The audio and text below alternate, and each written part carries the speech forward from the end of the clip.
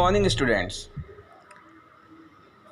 Today's we are going to start the first chapter of your book Chemistry, class 11th students. Some basic concepts of chemistry, है ना. Some basic concepts of chemistry मतलब क्या है कि chemistry के कुछ fundamental things हैं, कुछ उनके बेसिक कॉन्सेप्ट्स हैं जिनके बारे में हमें इस चैप्टर में पढ़ना है. ठीक है. अब देखिए इस चैप्टर में जो हम टॉपिक पढ़ रहे हैं, है ना, उसको पढ़ने से पहले एक साइंटिस्ट हैं आपके, है ना, क्या नाम है, रॉयड हाफमैन. उन्होंने एक स्टेटमेंट दिया है. क्या दिया है कि chemistry is the science of molecules and their transformations. It is the science not so much of the 100 elements but of the infinite variety of molecules that may build from them. है ना. मतलब क्या हुआ इसका कि chemistry science किस चीज़ का है, किस चीज़ के बारे में केमिस्ट्री हम पढ़ते हैं. केमिस्ट्री साइंस की ये कैसी ब्रांच है जिसमें हम आइटम्स, मॉलिक्यूल्स, इनके ट्रांसफॉर्मेशंस के बारे में पढ़ते हैं, है ना. कैसे बनते हैं, क्या करते हैं, इन दोनों का क्या कंट्रीब्यूशन है केमिस्ट्री में, इन्हीं दोनों के कंट्रीब्यूशन की चीज़ें हम केमिस्ट्री में पढ़ते हैं, इनके ट्रांसफॉर्मेशंस के बारे में पढ़ते हैं. और क्या बोला इन्होंने कि जो केमिस्ट्री है वो केवल जो ये 100 एलिमेंट्स हैं, approximately it is 118 element, but approx he told in general way that कि केमिस्ट्री केवल ये 100 एलिमेंट्स के साइंस नहीं है. This is not the science of only just 100 elements, but it is the science of the particular compound by which form by this elements, है ना. जो 100 elements के रिएक्शन से, है ना, जैसे एक साथ रिएक्शन की बात नहीं हो रही है, आप समझ रहे हैं. मतलब क्या हो रहा है कि ये जब रिएक्ट करते हैं एक दूसरे के साथ तो कुछ सर्टेन कंपाउंड्स बनते हैं, है ना. उनके लिए कहा गया कि हाँ ये साइंस उनके लिए है. ये इन्हीं सब चीज़ों के बारे में हम इस केमिस्ट्री में हम पढ़ते हैं. ठीक है ना. इसके बाद केमिस्ट्री में आप बेसिक थिंग्स जानते हैं कि यह मैटर है. मैटर के लिए जानी जाती है. मैटर जो है केमिस्ट्री का, इस मैटर का बेसिक फंडामेंटल यूनिट्स है क्या, एटम्स एंड मॉलिक्यूल्स. आप जानते हैं क्लास 9th में भी आपने मैटर के बारे में पढ़ा है ना. एटम्स, मॉलिक्यूल्स, एटम्स को डाल्टन ने खोजा था, बहुत पहले की बात है ये सब सारी चीज़ें, है ना. लेकिन हम यहाँ इन सब चीज़ों को न पढ़ते हुए आगे और चीज़ों को जानेंगे, क्योंकि ये सब सारी चीज़ें मैटर्स के बारे में आप क्लास 9th में भी पढ़े हैं. हाँ. और इम्पोर्टेंस क्या है केमिस्ट्री का, जो आपका पहला टॉपिक है इस चैप्टर का. स्टार्ट करते हैं. Importance of chemistry. ठीक है ना. Importance of chemistry. Importance of chemistry यानी कि केमिस्ट्री हमारे लिए कैसे उपयोगी है. केमिस्ट्री हमारे लिए, आप जानते हैं, डेली एक्टिविटीज़ के लिए आप हर तरफ से केमिस्ट्री से घिरे हुए हैं, है ना.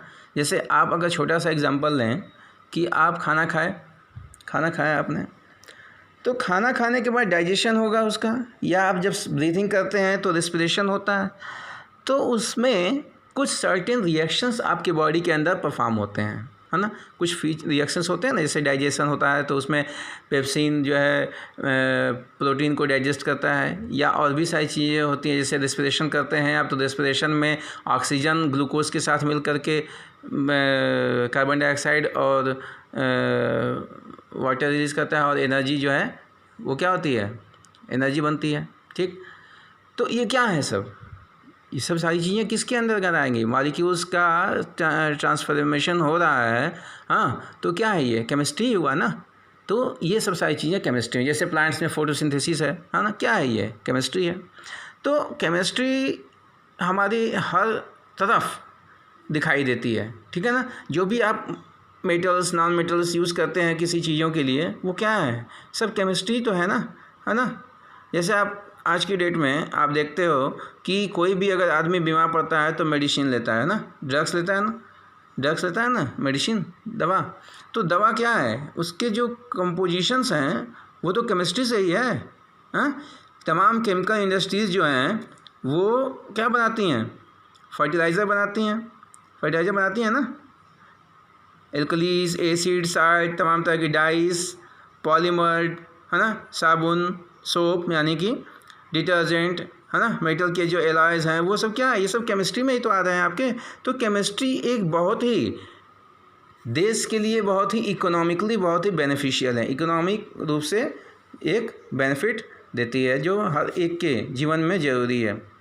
ठीक है, केमिस्ट्री की ही वजह से जो आपके जो बड़ी बड़ी बीमारियां हैं, जैसे मान लीजिए कि आप देखते हैं कि पेस्टिसाइड्स तो बनाती ही है केमिस्ट्री, लाइफ सेविंग ड्रग्स भी बनाती है ना, लाइफ सेविंग ड्रग्स जैसे सिस्प्लैटिन और टेक्साल, सिस्प्लैटिन, ठीक है, सिस्प्लैटिन एंड टेक्साल, ये दोनों क्या हैं, मेडिसिन हैं जो क्या करती हैं, जैसे सिस्प्लैटिन और टेक्साल दोनों ही कैंसर की थेरेपी में यूज़ की जाती हैं।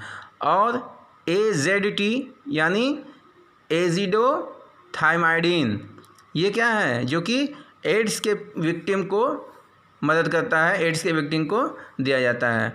ठीक है, तो ये सारी चीज़ें जो इनके ड्रग्स हैं वो प्लांट्स या एनिमल्स के द्वारा एक्सट्रैक्ट किए जाते हैं, उनके द्वारा एक्सट्रैक्ट करके उनके जूसेस को और केमिकल इंडस्ट्रीज़ में उनको तैयार किया जाता है तमाम सारे फार्मूलेस के बेस पर। ठीक है ना, तो ये सारी चीज़ें जो है केमिस्ट्री के इम्पोर्टेंस के रूप में आती हैं।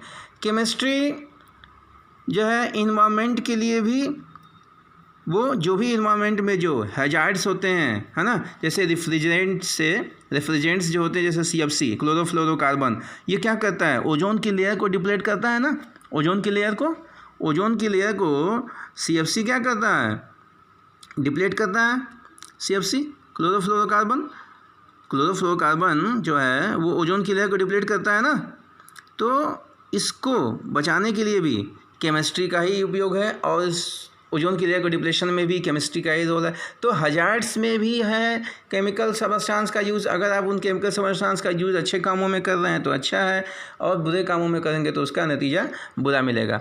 तो कहने का मतलब क्या है कि हमें ये दिखाई देता है कि हम चारों तरफ से केमिस्ट्री से घिरे हुए हैं। ठीक है ना, एक चीज़ आप दिमाग में रखिए अपने कि जैसे कोई भी कंट्री, जैसे डेवलपिंग कंट्री है, जैसे मान लीजिए कि इंडिया है, तो हमारे जो साइंटिस्ट हैं किसी भी, हम कब मानेंगे कि केमिस्ट्री का इम्पोर्टेंस हमारे लिए बहुत ही महत्वपूर्ण है। देखिए एक चीज़ जान लीजिए कि केमिस्ट्री का इम्पोर्टेंस हमारे लिए बहुत ही चैलेंजिंग है।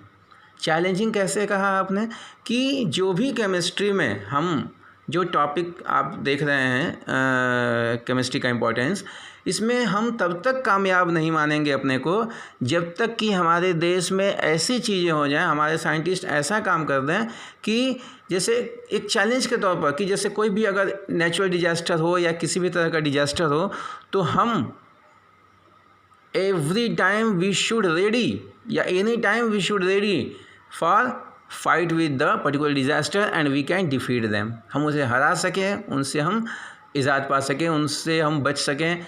ऐसा मतलब एक प्रोटेक्टिव कवरिंग ऐसा बन जाए कि कोई भी बीमारी या कोई भी इस तरह की आपदा हमारे पास आने ना पाए। ठीक है ना, तो उस दिन हम मानेंगे कि हाँ केमिस्ट्री, हम वास्तव में केमिस्ट्री के इम्पोर्टेंस को एक अच्छा मुकाम पर लेकर के गए हैं। ठीक है ना, तो केमिस्ट्री एक चैलेंज के तौर पर केमिस्ट के लिए बनी है। केमिस्ट्री जो है इसको एक चैलेंज के तौर पर लें और इसे आगे बढ़ाएं। ठीक है ना, तो अभी आपने ये केमिस्ट्री के इम्पोर्टेंस के बारे में पढ़ा। So the students, this is all about the importance of chemistry, and if you have any query, any problem related to this topic, you can comment me in comment box. Thank you. Have a nice day.